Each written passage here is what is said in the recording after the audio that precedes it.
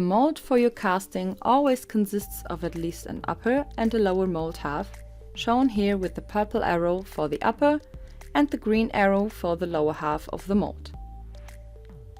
In order to determine the orientation of the part in relation to the mold halves, the casting position and orientation can be changed. To do this, open the mold lock on the left. Enter the rotation around the desired axis. In this example, there is a 90-degree rotation around the x-axis. For this part, no change in the casting position is necessary.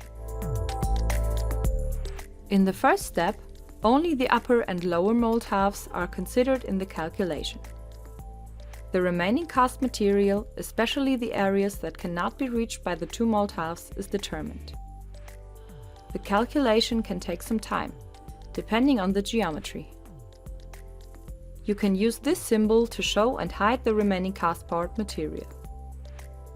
The pink-colored remaining material can only be reached via additional sliders.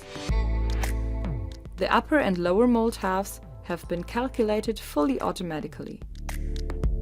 For example, to display the lower mold half, open the block Mold and click in the list under UC on the corresponding symbol.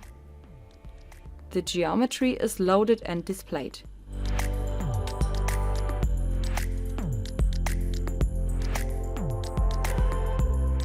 Clicking the icon again displays the lower half of the mold transparent.